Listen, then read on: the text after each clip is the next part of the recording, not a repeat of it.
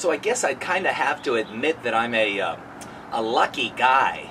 Even though I'm about 50% down in service customers and probably 50% down in business, I've somehow managed to keep 4 businesses afloat during this tough economic times.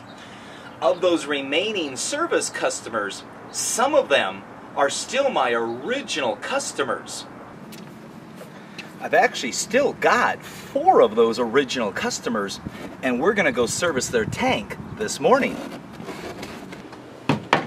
This particular customer has a 50-gallon tank.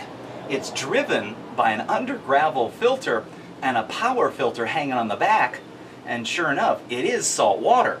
Now, the point of the story this morning is I've usually said try not to do small saltwater tanks. I understand there's an economic issue at your end, but the reality is that those small saltwater tanks are not very stable, and eventually they're going to crash. So if you just increase the volume, which in turn increases the stability, you'll be a lot more successful.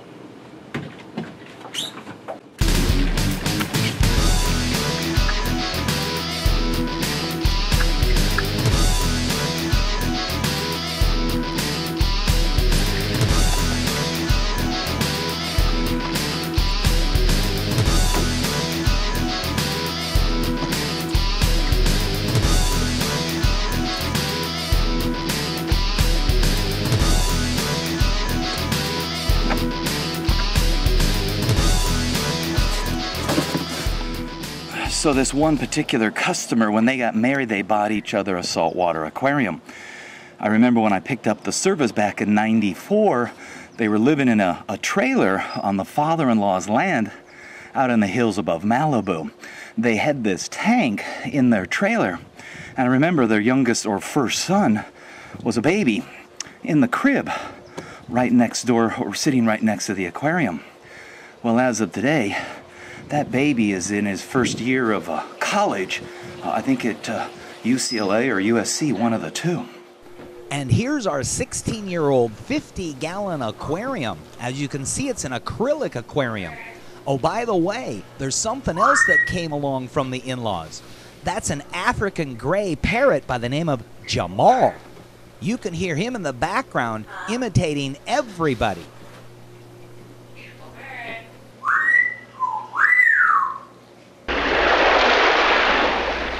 So the issue surrounding small saltwater aquariums is their lack of stability. You obviously have a salt level you're trying to deal with, and the smaller the tank, the greater the effect of evaporation. Evaporation is when the air is so dry that water physically leaves the tank. In the case of a saltwater tank, the salt stays, the water left. So your salinity just got greater. The issue isn't so much with the evaporation occurring. The issue is the fix. And the fix is typically the addition of some fresh water back to the tank. You're trying to bring that salt level back down. But when the water evaporated, it took a little bit of time for that to occur. The fix, again, is the addition of fresh water to dilute or bring that salinity down. But that occurs as you pour the water into the tank right now. So there's a double whammy there. Secondly, there is some chemistry involved in a saltwater aquarium, and ironically the same things, pH, ammonia, nitrite wise, all occur in fresh as well as saltwater. But in saltwater, the range of tolerance is so much more narrow that the effects can be much greater. So I grew up knowing that you didn't want to try a saltwater aquarium less than 50 gallons. This happens to be a 50-gallon tank. It's been running for years, and it's very successful because it's got regular aquarium attention, and it's of a size that lends itself some stability. So we'll go ahead and start by taking the decorations and the canopy off the top of the tank. This 50-gallon aquarium is part of an attractive custom-made oak entertainment center. The canopy covering the tank is part of that same cabinet system. So as you can see, it's an acrylic aquarium with a light hood on top. There's a single fluorescent fixture in there. There's a filter slot to accommodate a power filter, heater holes to accommodate power cords and air lines, and then there's a power filter on there. This happens to be a, I think a bio wheel, a Penguin bio wheel, and the wheel, if it's turning, isn't turning much, but again, the tank needs service today.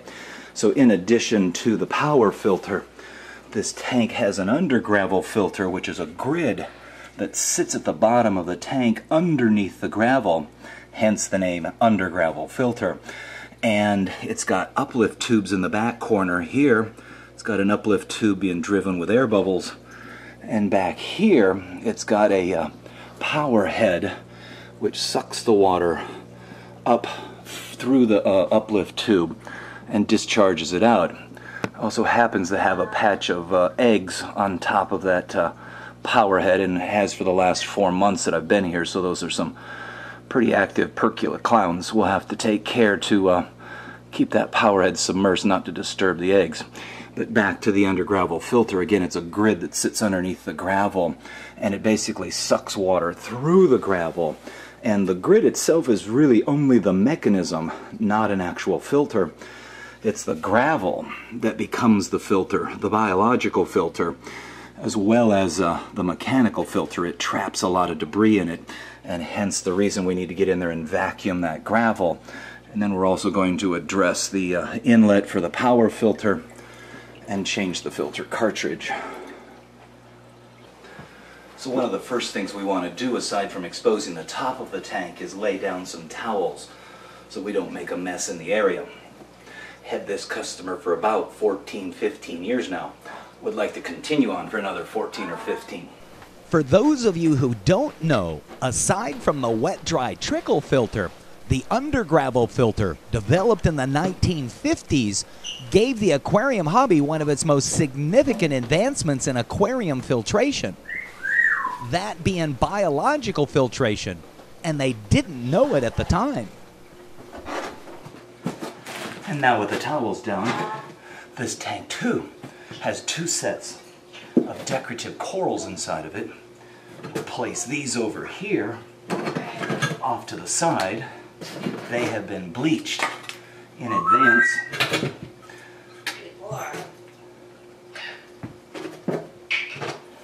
Then we'll go ahead and pull the dirty corals out of the tank.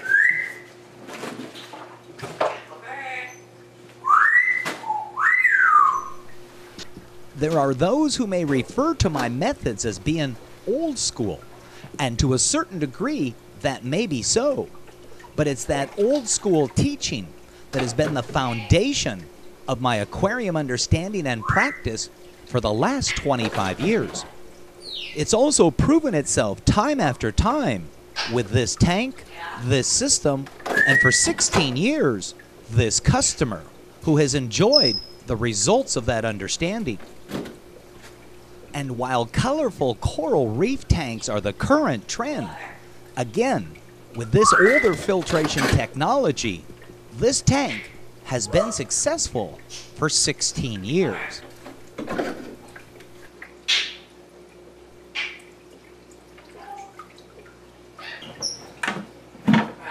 So one of the first things we want to do is check our salt level in the tank.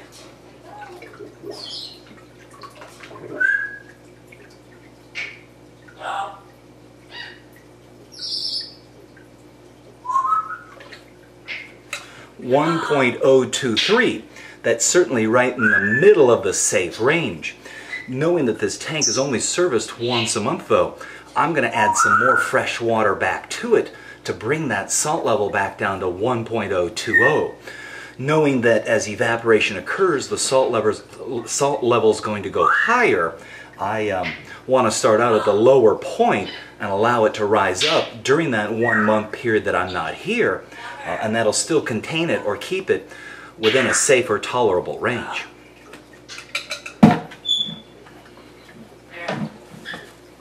Next time you're near Long Beach, California, take the time to stop in at Age of Aquariums, 2642 Cherry Avenue, just off the 405 freeway near Signal Hill.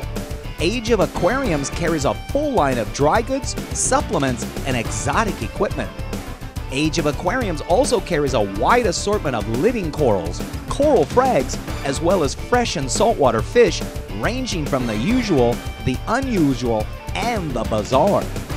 Age of Aquariums is located at 2642 Cherry Avenue, Long Beach, California, near Signal Hill.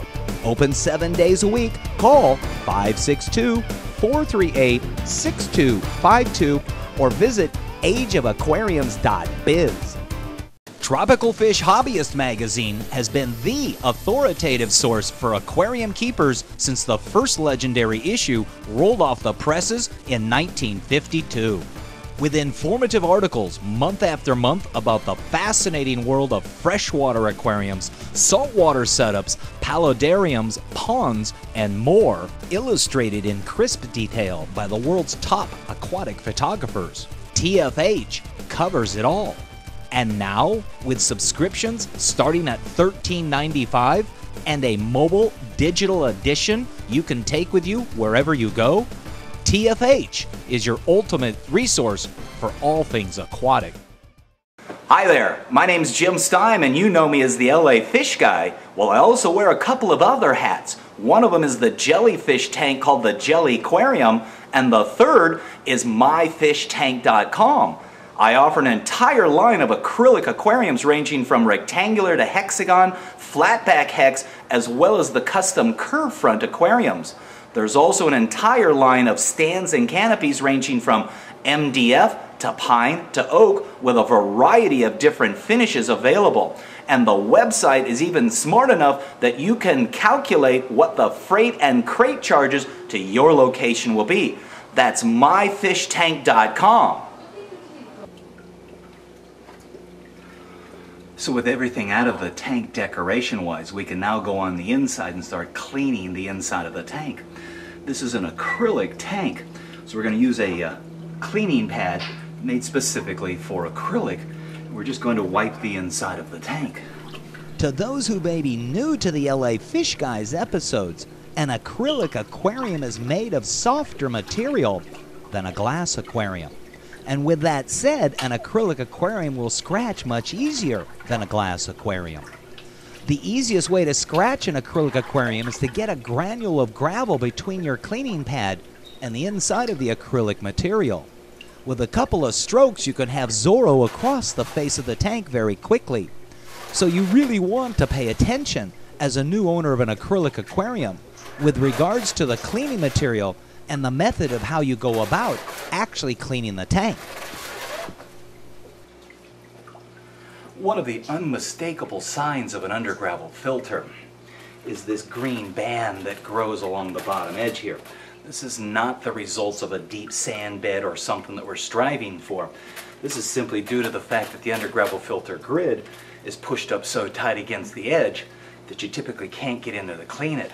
I'm going to use a kind of like a pipe cleaner or an uplift tube cleaner, the end of it here, and try to poke some of that dirty gravel out of there.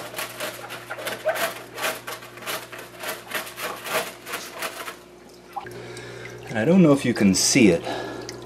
That's the top of the power head there that drives the undergravel filter. A power head is a submersible water pump. Usually has a tapered inlet strainer that sits in the top of an uplift tube. But at the top of that power head is a patch of clownfish eggs. They've laid eggs there about 4 months in a row now, and I assume between visits they lay eggs as well, so that's probably 8 batches of eggs. Those clowns are very protective, and I don't want to disturb those eggs, so I'm going to take and move the power head off the uplift tube down lower so when I do the water change I don't expose the eggs to air and take away the enjoyment of parenthood from those clownfish. And taking great care not to push the power head up above the surface of the water and maintaining the top of the power head below the surface of the water will also drop it far down in the bottom depths of the aquarium so that when we go ahead and do the water change and the water level comes down at that time, we don't run into the same problem where we're exposing the clownfish eggs or the top of the power head to the air or surface in the aquarium. We want to try to maintain those eggs. And I mentioned a moment ago using a bottle brush or the end of it to clean that green stripe that hides the unmistakable feature of an undergravel filter.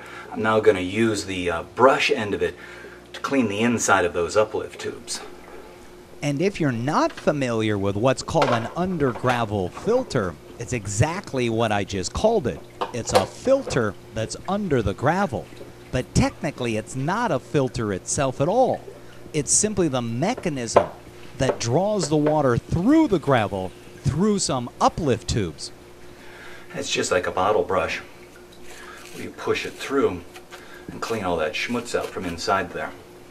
These uplift tubes, whether it be air bubble driven or with a power head, and in this particular tank's case, both, serve as the mechanism that moves the water up the uplift tubes and in turn drawing water from the grid which sits below the gravel. The water is pulled from the grid through the gravel, thus forcing the gravel to become exposed to all the water within the aquarium. This being an area where bacteria will colonize, this becomes a very effective biological filter.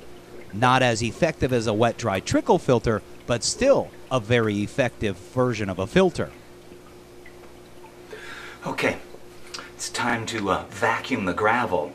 The size or the amount of water that we're going to use to change, you have to decide on too with these smaller tanks, because newer salt water, the salinity might be slightly different. Certainly the temperature will be different. So you have to decide how much water you're going to use so that you don't radically disturb the inside of the aquarium. But at the same time, you want to be able to accomplish your chore, and in this case the chore is to vacuum the gravel to get as much debris out of there as possible. But also with one slight note, you don't want to disrupt that undergravel filter a whole lot, because that's the biological filter. So there's a lot of things to balance here in trying to decide what's going to work and what's not going to work. What works for me, certainly in the summertime, is a 10-gallon water change. I try to do the same thing in the wintertime, but if it's really cold and I know my water's cold, I'll decrease it down to 5 gallons. But today, we're going to do a 10-gallon water change.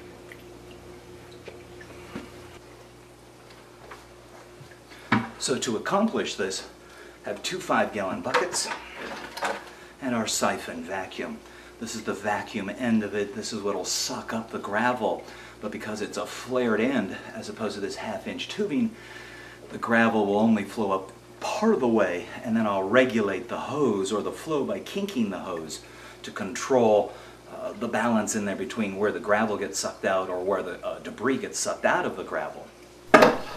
One of the two downsides to the undergravel filter was its lack of ability to aerate the water.